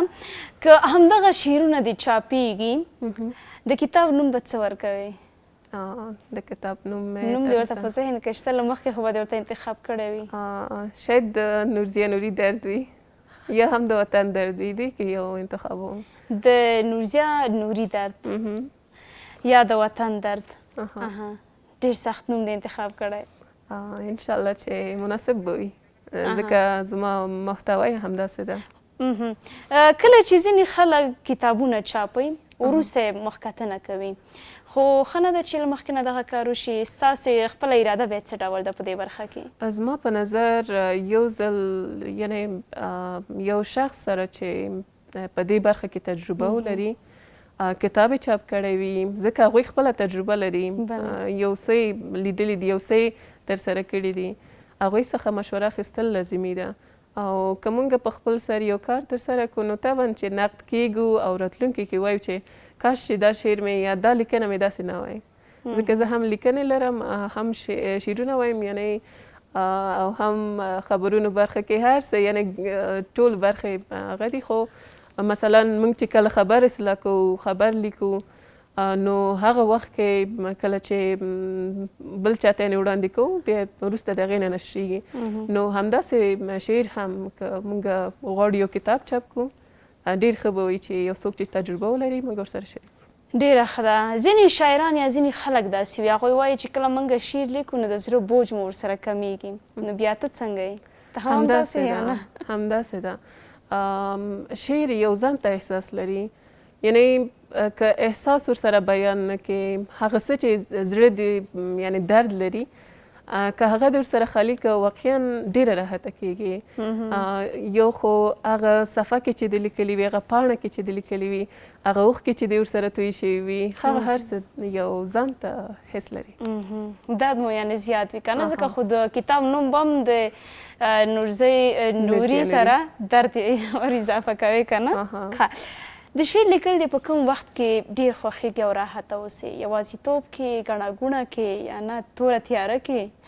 د شعر لیکل معمولا چاپیریال باید څه ډول وي؟ باید ډېر زیات ارامه اوسي. ځینې وخت دی مثلا ځینې پیښې دي چې مخته راځي کولی شي چې هغه خپل شعر هغه مطلب دی کولی شي چې ولیکي. مثلا ځینې پیښې ګورئ د باندې اوسئ دا بیا یو ځان ته بحث ده. او اصلا شاعري کې ځانګړی ځان ته محیط وي، تنهایي وي او تیاره هم وي، ډېر بیا خوند کوي. ډېره ښه. نو دا ستاسې څه او علاقه ده که نه؟ لیوالتیا. د ښځینه شاعرانو ملاتړ او تشویق د کورنۍ لخوا څومره مهم دی؟ زما په اند که کورنۍ ملاتړ ونه لري نشي کولی چې یو څوک مخته لاړ شي. بخصوص که ښځه د ښځه ملاتړ ونه اوسي سړیان خو بیا زوبیه نه کېږي. نو لومړی قدم کې زما هیله هم د ټول هیوادوالو څخه چې هر څوک چې مور وي باید د خپل اولاد ملاتړ وسي. زما ګرانه مور زما ملاتړ ده. د دې له امله هم زه یعنې راحته یم او کولی شم چې انشاءالله مخته لاړ شم. د مکتب په دوره کې چې وې په هغه حالات کې به دې دغه د پښتو مضمون کې که فکر دی دغه د ځینو شاعرانو معلومات هم راغلي وي، پېژندنه بیتونه یې هم شتون لري. دا بیتونه به دې ښه په شوق ویلې؟ زما غږ یعنې ډېرو صنفیانو یا ټولګیوالو خوښېده او کله به چې ما ویلې بیا به ټول ارامه شول او غږ بېرته نیول. د شعر و شاعرۍ تر څنګ دیکلمې هم کوې؟ دیکلمې هم کوم او یعنې اجتماعي یا ټولنیز صفحو کې یا پاڼو کې هم نشر شوي دي. یو شاعر ته دا څومره مهمه ده چې هغه د خپل شعرونه ډېر ښه ووایي؟ زما په اند هر شاعر خپل شعر ښه وویلی شي، ځکه احساس یې هغه څه چې لري هغه شعر کې کیدای شي یو څوک وي ډېر غمګینه شعر ووایي، یو شعر وي چې شاید هغه د خوښیو نه ډک اوسي په بل طرز کې ووایي، نو دا د همغه شخص لپاره ډېر مهم نه ده. څوک چې هغه شاعر اوسي که دیکلمه ورسره وکړي نو شعر به ډېر خوندور اوسي. ځکه نو دغه د شعر لیکل یو هنر وي او بیا نو د شعر یا د غزل دیکلمه کول دا بیا بیل هنر وي. دا ټول احساسات چې سره راټولیږي نو حتما یو څه د انسان لپاره تاثیر اچوي، هغه خپل کنه هغه دواړه هنرونه سره یو ځای کېږي. د نورو شعرونه هم تعقیبوي او د کوم شاعرانو شعرونه دي ډېر چې ستا خپله هم خوښېږي؟ خپلو خبرو کې هم ویلې د رحمان بابا شعرونه زما خوښېږي، ډېر ښایسته دي، ډېر یعنې هر فرد شعر موږ کولی شو چې حتی یو کتاب ترېنه چاپ کړو، تر دې اندازه پورې د تحلیل د هغه شعرونه چې دوی بیان کړي دي واقعا ډېر لري. شعر یوازې لیکئ یا نه په نثر کې هم لیکل کوئ؟ نثر کې لیکنه کوم خو ټولنیزې لیکنې دي، یعنې داسې لیکنې نه دي چې د کتاب دپاره اوسي یا هم بل څه. یو زه غواړم چې هغه څوک چې زما مخاطب دي، یعنې یو څه مخاطبین لرم، ما دا پوښتنه کوله چې مخاطبین هم شته او هغوی دپاره وړاندې کوم. هغوی واقعا بخصوص نجونې، یعنې په دې شرایطو کې چې دي زما لیکنې کله چې ګوري زه ورسره په ارتباط کې یم نو هغوی ډېره روحیه اخلي، ډېر زیات. یعنې هر وخت چې هغوی زما سره خبرې کوي اول خو دا وایي چې ستا غږ خپله موږ ته ارامش راکوي، او بل دا چې زه لیکنه بیا کوم بیا د دې تر څنګ هم خوشحاله دي. ډېره ښه ده، بس خوشحاله اوسئ. نور به څه د نورو له خیره نور دې څه راوړي موږ ته یا نه په ډالۍ کې؟ شعرونه خو ډېر دي، خو کوم یو چې ستا ډېر خوښ وي او د شاعران چې کله شعر وایي وي تور توتان له تا قربان کنه اوس به زه هم دا خبره وکړم، راځه چې هر څه وي موږ یې بس د زړه په غوږونه اورو. سمه ده، ول نه په سترګو که څه هم زما موبایل کې ډېر شعرونه نه دي، زما کمپیوټر کې اصلا ټول شعرونه وي دي، دا هم دفتن ځینې شعرونه چې ما ځان سره لري. ډېره مننه. یو بل شعر دی: ژوند هم تیریږي خارمانونه پاتې کیږي، ژوند هم تیریږي خارمانونه پاتې کیږي، زخمونه هم جوړیږي خو دغونه پاتې کیږي. هیڅوک د درد پوښتنه نه کوي افغانه، هیڅوک د درد پوښتنه نه کوي افغانه، دا دردونه هم تیریږي خو درمانونه پاتې کیږي، دا دردونه هم تیریږي خو درمانونه پاتې کیږي. چا لاس را نه کړ خیر که ګناه مې افغانیت دی، چا لاس را نه کړ خیر که ګناه مې افغانیت دی، دا بېوسي مې هم تیریږي خو یادونه پاتې کیږي، دا بېوسي مې هم تیریږي خو یادونه پاتې کیږي. ماشاءالله، بالکل همداسې ده. وایي څه چې تېر شي ځینې وایي هغه هېر شي که نه، خو یو څه اندازه وایم چې خاطرې پاتې کېږي، خاطرات یې پاتې کېږي. وایي چې زخمونه جوړ شي داغونه یې پاتې کېږي که نه، دا حقیقت ده. دغه شعرونه چې پخوا به شاعرانو لیکل په کتابچه کې به یې لیکل، ځای به یې ورکوه که نه، ما کتابچه کې به خوندي هم وم او بیا هغه کتابچې باندې به یې ډېر پام هم کوه، ښه به یې ساتله چې مطلب دغه شعرونه ګډوډ نه شي او ورک نه شي. اوس دغه موبایل دی او کمپیوټرونه دي، الکترونیکي وسایل ډېر شوي دي، نو دوی کې دغه ځینې شعرونه مطلب ساتل کېږي. تاسو سره خو به دا اندېښنه نه وي چې کله دغه کمپیوټر یا لیپټاپ زما خراب نه شي یا رسټور نه شي، داسې نه شي څه مواد مې ساتلي وي دا ټوله شاعري په سیند دا یو ښه خبره دې هم وړاندې کړه. زما په اند یعنې زه خپله هغه کتابچه مې چې د 9 ټولګي نه ده تر اوسه پورې ما ساتلې ده. یعنې کله چې شعرونه لیکم، کله چې موبایل کې ثبتوم ځان سره، کتابچه کې هم لیکم ځان سره، یادښت راسره اوسي او ترڅنګ بیا کمپیوټر کې هم ثبتوم. یعنې په الکترونیکي شیونو باندې دومره باور نشته ده، نو که یوې خراب شي بل خو حتما سالم پاتې کېږي، او که بیا دواړه خراب شي کتابچه خو انشاءالله شته ده. داسې هم کله شوي دي چې مطلب یو 2 بیته دې لیکلي وي، هغه نور بیتونه چې دی نه بشپړېږي او یا هم د جمود حالت سره مخ شوي اوسېږي؟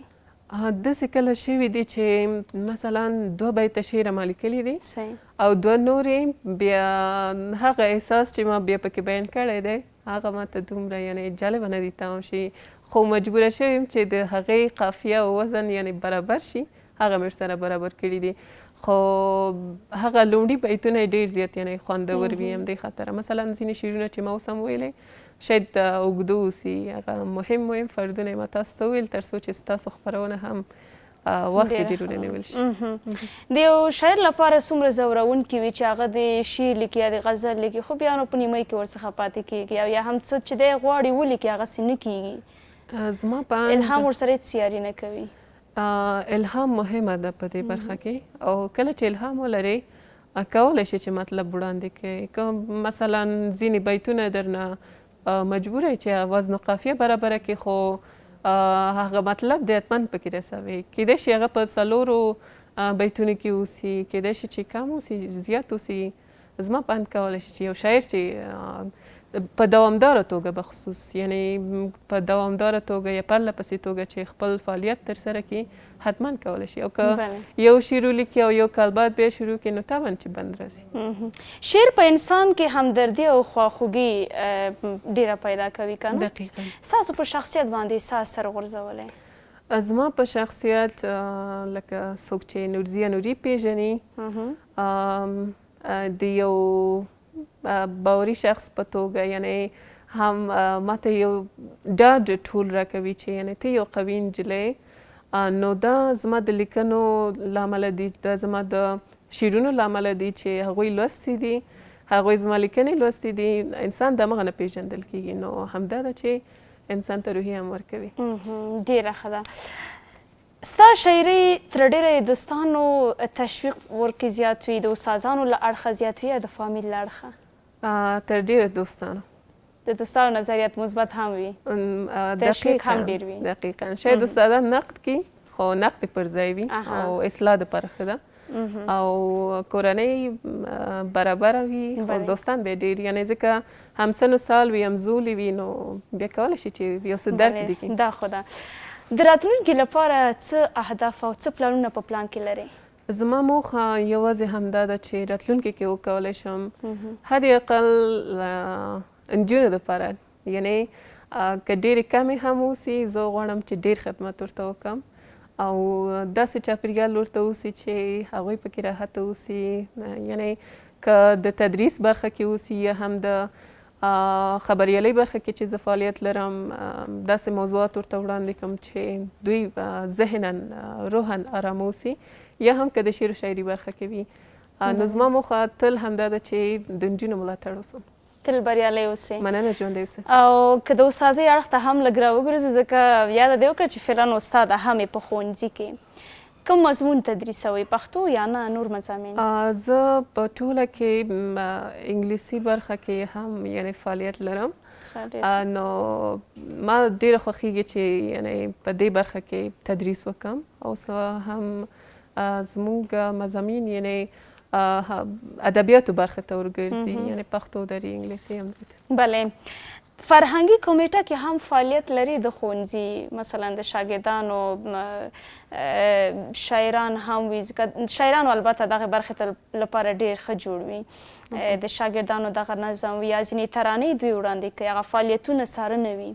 بله، زه غواړم یوازینۍ موخه مې چې د شاګردان سره زه فعالیت کوم دا ده چې هغوی هم راحته وي له ما سره په دې برخه کې، ځکه زه غواړم دوی سره داسې یو فعالیت ترسره کړم. ځینې استادان وي چې جدي مخ ته ځي، خو زه دوستانه ورسره مخ ته ځم او هر شاګرد چې وي ما ته خپل هغه لیکنه بیا وړاندې کوي او زه ورته اصلاح کوم هم ځینې وخت او ورسره مرسته هم کوم څه ډول یې ووایي او تشویقوم یې ډېر. که چیرته یو شاګرد کورنۍ وظیفه رانه وړي که نه پرله پسې دا کار بیا تا سره کېږي البته څه به ورسره وکړې بیا ورته نه غوسه کېږي؟ زموږ خو بیا سیستم دا ده چې فامیل سره به په اړیکه کې کېږو یعنې داسې څه نشته چې موږ هغوی وډار کړو یا خدا نخواسته کوم بل څه وي نو موږ راحت یو ورسره یعنې حتما هغه خپل فعالیت ترسره کوي داسې څه نشته چې یعنې هغه پخوانی وخت یې شوی ده چې مخکې به استادانو یو څه جدي مخته تلل. په لنډ ډول که واورم بیخي په لنډ ډول چې وخت د دې برخې کم دی راسره د یو ښه ښوونکي یا د استاد ځانګړتیاوې باید څه وي؟ زما په اند که ماشومان سره اوسي یعنې ډېر د ابتدایي برخې څخه یو ښوونکی باید ډېر مهربانه اوسي ترڅنګ یې باید داسې اوسي چې صمیمانه مخته لاړه شي ځکه هغه څوک چې دوی سره دي هغوی نوي یعنې قدم ږدي په دې برخه کې چې هغه د تعلیم برخه ده پوهې برخه ده د ښوونیزې برخه ده نو زما په اند هر استاد باید په خپل ځای کې جدي اوسي یعنې هغه تدریس برخه کې وروسته د هغه نه چې کوم وخت لري خپلو زده کړیالانو لپاره یا خپل شاګردانو لپاره هغوی یو ځانګړی وخت ورته وټاکي تر څو هغوی هم خپلې خبرې وکړي هغه څه چې ځان سره لري تر څو جرأت پیدا کړي. زما په اند هم لیاقت او هم ترڅنګ استعداد مهمه. که یوه استاده یوه شاعره او یوه لیکواله لیدونکو ته پیغام وړاندې کوي هغه به څه وي یا یوه خبره ورته کوي هغه خبره به څه وي لیدونکو ته؟ زما پیام زما د ټولو نه مهمه خبره چې زه غواړم ووایم دا ده چې په هر حالت کې ژوند یعنې هر ډول حالتونه لري نو په دې برخه کې هیڅ وخت هیڅ شخص یعنې بخصوص نجونې باید خپل روحیه له لاسه ورنه کړي. هر انسان کولی شي استعداد لري هر انسان وړتیا لري او کولی شي چې په غوره توګه مخته لاړ شي. فکر کوم چې خپرونې زما لپاره بیخي کم دی. خیر زموږ عادت همدا دی د خبریالانو چې خبرې ډېرې کوو نو بخښنې سره سلامت اوسې هیله کوم. ډېره مننه اغلې نوري چې راسره په خپرونه کې مو حضور درلود پر خپلو فعالیتونو راسره وغږېدئ. مننه ژوندۍ اوسئ. تاسو څخه مننه ستاسو لیدونکو څخه مننه. خیر اوسې لیدونکو له تاسو نه هم مننه کوم چې راسره یاستئ تر دا مهال. فعلا د خپرونې په دې برخه کې لنډه دمه لرو.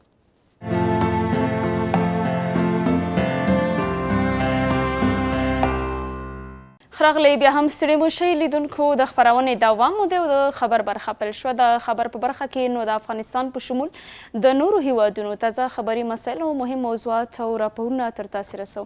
نن مو یو ځل بیا نو قدرمنه همکار اغلې یاسمین صافی په سټوډیو کې دا وبورو چې څه خبرونه موږ تاسو ته راوړي دي. اغلې صافی ستړي مو شئ په خیر اغلې. ډیره مننه سوله جان. تاسو ته سلام. سهار د ستاسو په خیر هیله ده. ښه سهار مو پیل کړئ. سلامت اوسئ. څنګه یې ته په خیر اغلې؟ شکر الله فضل. ډیره مننه. سلامت اوسئ. السلام علیکم درنو لیدونکو سهار مو په خیر. بیا هم د رون سهار خپرونه ده او د خبر برخه را رسیدلې ده. د خبر په برخه کې نن هم مهم خبرونه را سره شته. د مهم خبرونو سولې لومړی خبر د ټرامپ څرګندونې دي چې ویلي دي د افغانستان په شمول باندې یو شمېر هیوادونه په تیر یو کال کې د نشهیي توکو سره د مبارزې په برخه کې ناکام دي. همدارنګه افغان کرکټ ملي لوبډله نن د بنګلادیش پر وړاندې نن ماښام البته لوبه لري او بل ایران د افغان کډوالو جبري ویستنې لړۍ یو ځل بیا هم چټکه کړې ده. نور مهم خبرونه او راپورونه هم شته دي خو د پیل خبر یې د ټرامپ د څرګندونو څخه کوم. ټرامپ افغانستان او یو شمېر نور هیوادونه د نشهیي توکو پر ضد مبارزه کې ناکام بللي دي. د امریکا د متحده ایالاتو ولسمشر ډانلډ ټرامپ ادعا کړې ده چې افغانستان، کولمبیا، برما، بولیا او وینزویلا په تیرو 12 میاشتو کې د نشهیي توکو پر ضد مبارزه کې ناکام هیوادونه دي. ټرامپ ویلي دي چې امریکا په باور یاد هیوادونه ونه توانېدل چې په تیر یو کال کې نشهیي توکو پر ضد مبارزې برخه کې ژمنې عملي کړي. اسلامي امارت تازه د ډانلډ ټرامپ دې څرګندونو ته غبرګون کې څه نه دي ویلي خو له دې وړاندې د نشهیي توکو پر وړاندې مبارزه بریالۍ بللې وه. نو سولې د ټرامپ له لوري د افغانستان په شمول باندې یو شمېر هیوادونه ښودل شوي دي چې په تیر یو کال کې دوی لاسته راوړنې نه لري د نشهیي توکو پر وړاندې د مبارزې په برخه کې. خو یو څه چې موږ او تاسې لیدلی دي په کور دننه باندې د نشه یي توکو سره د مبارزې په برخه کې د اسلامي امارت ادعاوې او په ټوله کې عملاً چې موږ تاسې څه وینو دوی خپلې هڅې بریالۍ بللې دي. حتی د روږدو د راټولولو پروسې ته که چیرې وګورو په بشپړه توګه باندې په افغانستان کې دغه چاره روانه ده او لا هم ادامه لري او درملنه کیږي د مخدره توکو یا په ټوله کې د نشه یي توکو په کرکیله باندې هم په بشپړه توګه باندې بندیز لګېدلی دی. خو دا د ټرامپ ادعاوې دي وګورو چې د اسلامي امارت له لوري تازه نظر څه دی او په کومو الفاظو باندې په ټوله کې په څه ډول رد کیږي. افغان کرکټ ملي لوبډله نن ماښام د اسیا جام په دوهمه لوبه کې د بنګلادیش پر وړاندې لوبیږي. د روان کال د اسیا جام سیالیو په لړ کې د افغانستان کرکټ ملي لوبډله نن ماښام 6 بجې خپله دویمه ګروپي لوبه د بنګلادیش پر وړاندې ترسره کوي. افغان لوبډلې خپله لومړۍ ګروپي لوبه د هانګ کانګ پر وړاندې په بریا پای ته رسولې ده. خو بنګلادیش لوبډلې لومړۍ لوبه کې هانګ کانګ ته ماتې ورکړې وه خو دویمه لوبه کې د سریلانکا پر وړاندې ماتې خوړلې وه. ایران د افغان کډوالو د جبري ایستلو دوهم پړاو پیلوي. د تهران والي محمد صادق معتمدیان له ایراني رسنیو سره په خبرو کې ویلي چې ډېر ژر به په دغه هیواد کې د میشتو افغانانو د ایستلو دویم پړاو هم پیل شي. معتمدیان ویلي چې په وروستیو میاشتو کې د افغانانو له ایستلو او اړولو په مصرف کې تر 15,000 ټنه کمښت راغلی دی. ایراني کارګرو ته کاري فرصتونه هم زیات شوي دي. دا په داسې حال کې دی چې له دې وړاندې ځینو ایراني رسنیو راپور ورکړی و چې له دغه هیواده د افغان کډوالو ایستلو وروسته ځینې شرکتونه د کارګرو له کمښت سره مخامخ شوي دي. نو لړۍ د کډوالو د ایستلو روانه ده، چټکه شوې ده له ایران څخه له پاکستان څخه. ایراني چارواکو نظر دا دی چې د افغان کډوالو د ایستلو یا له هغه وخته چې دوی افغانستان ته ډېر کډوال ایستلي دي، شړلي دي، ستانه کړي دي، له هغې وروسته په ایران کې کاري فرصتونه د ایرانیانو لپاره ډېر شوي دي او په ټوله کې دوی وضعیت نورمال بللی دی. خو موږ تر دې وړاندې راپورونه درلودل ستولي چې پخپله په ایران کې د یو شمېر شرکتونو له لوري ویلي وو له کومه ورځې چې افغان کډوال افغانستان ته ستانه شوي دي دوی د کارګرو او مسلکي کارګرو له کمښت سره مخامخ شوي دي. نو او بل نظر دا هم و چې ایران کې به اقتصاد په برخه کې هم یو څه په ګرافي شکل باندې ښکته رامنځته شي که افغان کډوال په همدې شکل باندې افغانستان ته ستنیږي. خو تازه نظر بیا د ایران د چارواکو دا و چې فرصتونه ایجاد شوي دي او د دوی لپاره دغه پروسه ګټوره ده. یو هندي شرکت د افغانستان کرنیز محصولاتو پیرلو ته چمتووالی ښودلی دی. کرنې وزارت په خپره کړې خبرپاڼه کې ویلي چې د وزارت مرستیال مولوي صدراعظم عثماني د یو هندي شرکت له رئیس سره په کتنه کې د کرنیزو محصولاتو د صادراتو په اړه چې پکې تازه وچې میوې، زعفران او طبي بوټي شامل دي خبرې کړې دي. عثماني په دې کتنه کې ټینګار کړی چې افغانستان کرنیز محصولات عضوي، باکیفیته او د هند بازار د اړتیا د پوره کولو وړتیا لري. ورته مهال د هندي شرکت رئیس ویلي چې دوی د افغانستان د کرنیزو محصولاتو پیرلو او د هند بازارونو ته د عرضه کولو لپاره چمتو دي. د مکریانو له سالار تر پکتیکوټه پورې د کابل جلال آباد سړک لومړي فاز د قیر چارې پیل شوې.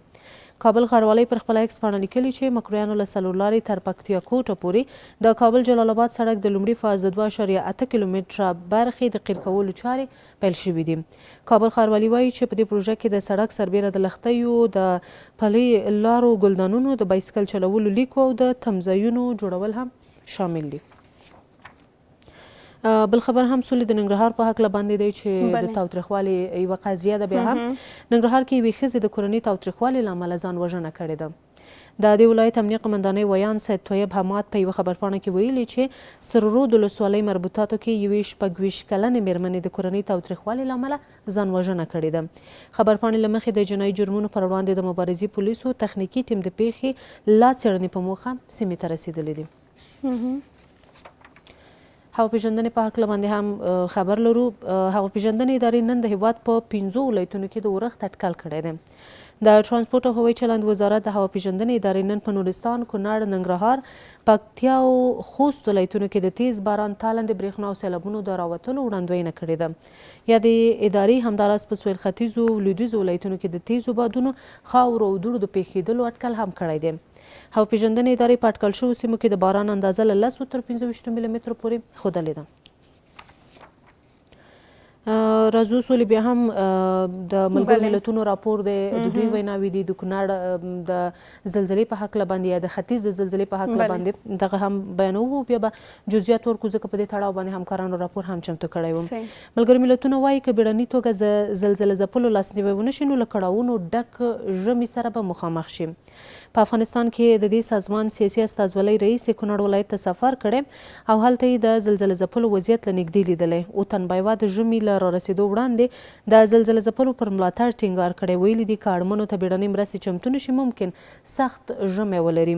نوموړي همداراز د زلزلې له امله د زیانمن شوو بشپړ لاسنیوي لپاره د نړیوالو بسپنه ورکوونکو د 140 میلیونه ډالرو د بسپنې غوښتنه کړې ده. یو څه چې سولې د ملګرو ملتونو د مشره په ټوله کې رئیسه روزا اوتنبایوا کونړ ته سفر کړی دی او د وروستۍ زلزلې د زیانمنو کورنیو سره یې لیدلي دي. هلته یې د وضعیت ارزونه کړې ده. په ټوله کې د دې نظر همدا و چې په کونړ کې ویجاړیو ته په کتلو باندې خلک ډېر زیانمن شوي دي او کومې مرستې چې شوي دي هغه په بشپړه توګه باندې د ستونزو حل لپاره کافي نه دي، بسنه نه کوي. غوښتنه یې دا کړې ده چې نور نړیوال سازمانونه بنسټونه دي د مرستو لپاره راودانګي او مرستې دې ترسره کړي. او بله خبره سولې چې ژمی هم راتلونکی دی. د اوتنبایوا له لورې هم په دغه خبرې باندې ډېر ټینګار شوی دی که د کونړ د زلزله ځپلو سره مرستې ونه شي، ځکه تر ډېره سولې موږ تاسې ولیدل چې هغوی خپلې سرپناهوې خپل کورونه له لاسه ورکړي دي، په بشپړه توګه باندې په سپین میدان دوی پاتې دي.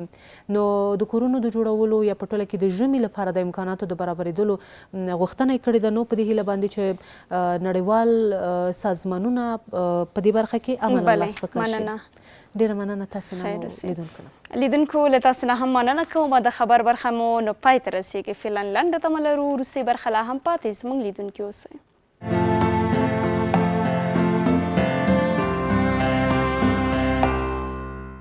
راغلی لیدونکو بیا هم ستړي مو شئ. د خپرونې دوام مو دی او تر څنګ یې نو د روغتیا برخه پیل شوه. د روغتیا په برخه کې نن راسره قدرمنه ډاکټر صاحبه د داخله ناروغیو متخصصه راحله سالار اڅکزۍ شته او غږیږو ورسره پر ماشومانو کې د سرخکان پر مرض باندې یا په ناروغۍ باندې. ښه راغلاست ورته وایم. ډاکټر صاحبې ښه راغلی. تاسې سهار مو ډېر نیکمرغه او لومړنۍ پوښتنه به هم درنه جوختو کومه چې خپله سرخکان څه ته ویل کېږي؟ مننه ګرانې، تاسو ته هم ښه راغلاست وایم. سلامونه وړاندې کوم د شمشاد نړیوال تلویزیون ټولو همکارانو او لیدونکو ته. الله دې عزتمنه لري. تاسو پوښتنه وکړله چې سرخوږان څه شی ته وایي یا شری چې ورته وایي. شری چې موږ تاسې ورته شری وایو په عامه ژبه باندې، نو دا یو ساري او شدیده ناروغۍ ده. ساري شدیده وژونکې ناروغي ده چې په ماشومانو کې د 5 کاله ټیټ زیات په دغه عمر کې منځته راځي. دا یو ساري او شدیده ناروغي ده چې د ټوخي، فرنجي او د خولې افرازاتو او تنفسي افرازاتو د لارې په هوا کې خپریږي او د هوا د لارې نورو ماشومانو ته خپریږي او بیا ځي ستوني ته او د ستوني د لارې، خولې د لارې، د پوزې د لارې د ستوني حجرات نیسي، خاصه توګه تنفسي حجرات نیسي. د تنفسي حجراتو د لارې څخه ځي د وینې حجراتو ته، وینې ته ځي، د وینې ته چې داخل سو د وینې د لارې څخه بیا خپل دفاعي سیستم چې دی دا عکس العمل ښکاره کوي. کله چې عکس العمل ښکاره کوي د عکس العمل نه وروسته دا هغه چې دی ویروس چې دی د پوستکي لاندې ځي. کله چې پوستکي ته ورسېدی نو دغه د معافیتي سیستم د عکس العمل په وجه باندې په بدن باندې سرې سرې دانې راپورته کېږي په ټول وجود باندې، ځکه چې په وینه کې خپور سو. چې په وینه کې خپور سو دا وینه چې د زموږ اساس په ټول بدن کې ده، چې کله په وینه کې خپور سو په ټول بدن کې خپریږي نو ټول پوستکي ته ځي. دلته معافیتي سیستم عکس العمل ښیي، ځکه چې عکس العمل یې ښکاره کوي، غبرګون یې ښکاره کوي. نو دغه غبرګون او عکس العمل په وجه باندې د پوستکي لاندې سرې سرې حجرات رامنځته، سرې سرې دانې منځته راځي چې دغه سرې سرې دانې بیا تبه منځته راوړي او ټوخی منځته راوړي، سرفه منځته راوړي. نو دې ته چې ویل کېږي شری ویل کېږي. بلې لاملونه څه وي چې کوچني ماشومان په سرخکان ناروغۍ اخته کېږي؟ کله دغه چې دی ویروس دی دغه ویروس هغه وخت په ځکه چې دا ویروس عموما که چېرته هغه ماشومان چې واکسین سوي نه وي، هغه ماشومان چې معافیتي سیستم یې ښه قوي نه وي، عموما په ټولو ماشومانو کې منځته راځي. ځکه چې هغه ماشومان که چېرته واکسین سوي دغه واکسین چې دی په خپله ضعیفه سوی ویروس دی. واکسین په خپله ویروس دی خو ضعیفه سوی ویروس دی. دغه ویروس چې کله دا واکسین ماشومان ته ورکول کېږي دوی دغه د معافیتي سیستم چې دی د دې سره مقابله کوي، د دې سره ځان عادت کوي، ځان قوي کوي چې تر څو کله چې بیا دغه ویروس د ماشوم بدن ته داخلېږي د تنفسي سیستم د لارې یا وینې د لارې کله چې بدن ته داخل سو نو دغه بدن دفاعي سیستم مخکې له مخکې آمادګي ورته لري، نو ژر تر ژره عکس العمل ښیي، هغه مقاومت کوي، هغه له منځه وړي. د هغه ماشومان چې واکسین سوي نه وي، هغه ماشومان چې ضعیفه وي، هغه ماشومان چې صحي تغذیه وي، هغه ټولنه په خاص توګه زموږ ستاسې افغاني ټولنه چې کله یو ماشوم مثلا په دغه باندې اخته کېږي، په شري باندې اخته کېږي، هغه ته مثلا د قرنطین کېږي، نه ژر رسیدګي ورته نه کېږي. دا داسې یو ساري ناروغي ده. که چېرته دا ماشوم په اخته سي په هغه کورنۍ کې هغه ټول ماشومان که چېرته د ماشوم قرنطین نه سي، مخنیوی ونه سي، نو دغه ټول ماشومانو ته انتقال کېدلی سي، ځکه دا په هوا کې خپرېږي او په هوا کې تر 2 ساعته پورې پاتې کېدلی سي.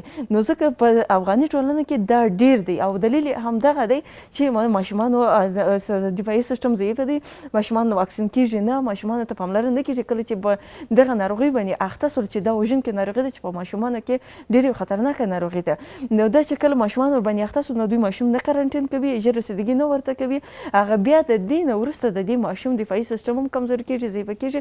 نو لاملونه همدا دي چې دا یو داسې ویروس دی چې ټولو ماشومانو کې منځته راکړلی سي، په هغه وجه باندې چې ماشوم واکسین سوی نه وي یا ماشوم چې دی د نور ماشوم چې هغه په دغه شري باندې اخته وي د هغې څخه قرنټین نه شي، نو دا انتقال کېدلی. په شري یا سرخکان اخته ماشومانو تغذیه باید څه ډول وي؟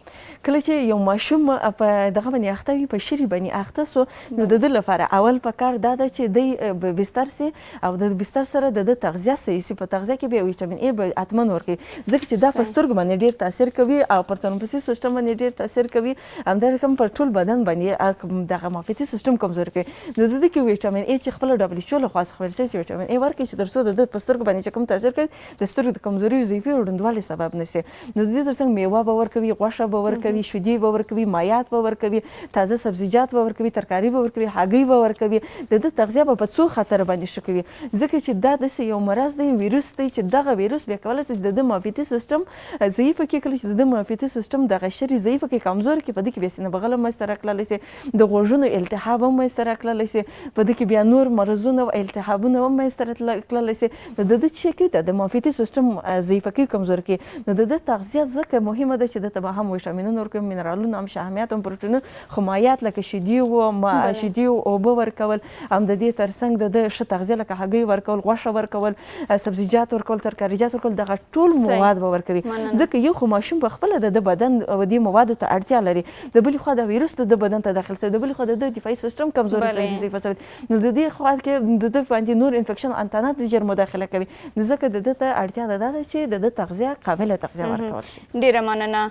او یو په لنډ ډول کوورمه د عامې روغتیا ادارې څه باید وکړي دې برخه کې؟ د عامې روغتیا مسؤلیت دا دی چې اول واکسین، د واکسین لپاره عامه پوهاوی وکړي، خلک په دې باندې پوه کړي چې د شري لپاره واکسین ډېر مهم دی او په دې باندې پوه کړي چې واکسین په خپله څه دی، ځکه واکسین په خپله ویروس دی چې هغه ضعیفه سوی ویروس دی، داسې ویروس دی چې په بدن کې میکروب نه دغه کوي، مرض سبب نه کېدای شي، ویروس دی، ضعیفه سوی ویروس دی واکسین. او کله چې دا د شري لپاره ورکول کېږي نو دا داسې یو ویروس دی چې په بدن کې مرض نه خپروي، بلکې دا د بدن دفاعي سیسټم چې دی د دې سره عادت کېږي، قوي کېږي، دفاعي سیسټم چې دی یعنې مقاومت، دایمي مقاومت پیدا کوي. بل اخره چې کله دوی یعنې دا مسؤلیت د عامې روغتیا دی چې باید د واکسین همکاري وکړي، نور په روغتونونو کې عامه پوهاوی ډېر کړي، په نور سوشل میډیا د لارې عامه پوهاوی ډېر کړي او د مریض دغه دپاره دغه راهنمایي او لارښوونه وکړي چې تاسو چې کله یو ماشوم په دې باندې اخته کېږي تاسو هغه قرنټین کړئ او په سره کمې تداوي وکړئ، یعنې عامه پوهاوی او واکسین د عامې روغتیا. ډېره مننه ډاکټر صاحبې چې په خپرونه کې مرا سره حضور درلود. مننه ستاسو. سلامت اوسئ. لیدونکو له تاسو نه هم مننه کوم د خپرونې د روغتیا برخه پای ته رسېږي. لنډه دمه لرو.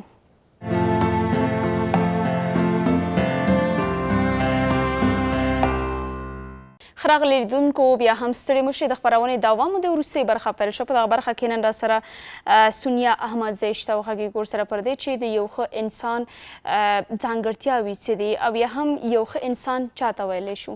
ښه راغلاست ورته وایم. نو اغلې احمدزۍ تاسې هم بخیر اخلئ، ستړي مشئ او تر څنګ راځئ په پیل کې به هم درنه واورم چې صادق انسان چاته ویل کیږي، یو ښه انسان څوک دی؟ منت خدای عزوجل که طاعتش موجب الخیرات است و دادش مزید نعمت. من سر از اینکه یک انسان‌های خوب کدام ویژگی‌ها را دارن و یا انسان‌های صادق کدام ویژگی‌ها را دارن.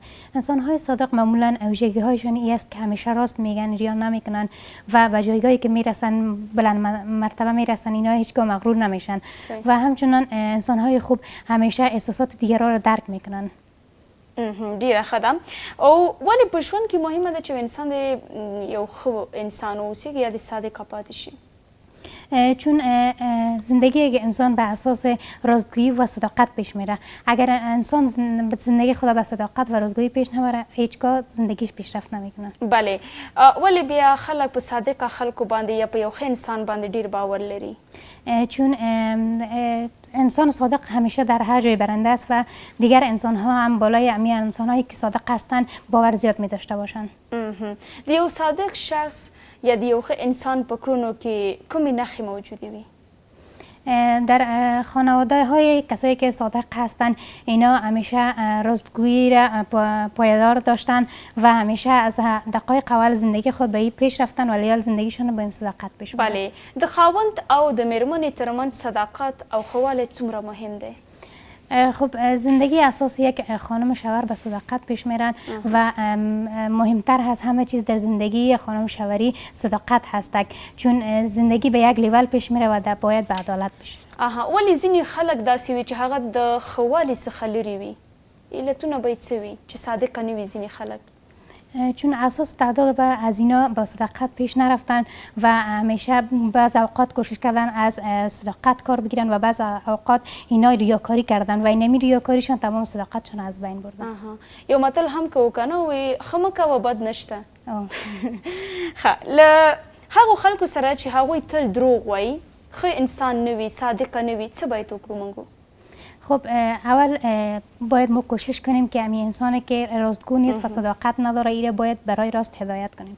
بعد از اینکه کوشش ما نشد، یعنی او از حد خود تیر شد و حد دروغگوییش به حد رسید که نتوانست نفر دیگر ایره هدایت کنه، ما خود ازش دور کنیم. بله. خب وړاندې مې متل وکوي ښه مه کوه بد مکه بد نشته کنه. نو مونږه باید د الله پاک د رضا لپاره له نورو سره ښېګڼه وکړو او بیرته د انسان دا تمه ونه لرو چې مطلب دی په بدل کې ماته یو څه حتما باید په نظر کې ولري او دا ښه خپله هېڅ کله هم بد نه دي. راګرځو بل اړخ ته په راتلونکي باندې د صادق اوسېدو یا د ښه انسان اغیزې څه دي؟ خب ارزش های یک انسان صادق هی است که همیشه در جامعه این مورد پسند نفرهای دیگه قرار میگیرن و جایگاهی از اینا بلند مرتبه می باشه و همیشه به افرادی که در جامعه هستن ایره به یک چشم بلند میبینن. بله، ډیره مننه چې خپرونه کو را سره حضور درلود.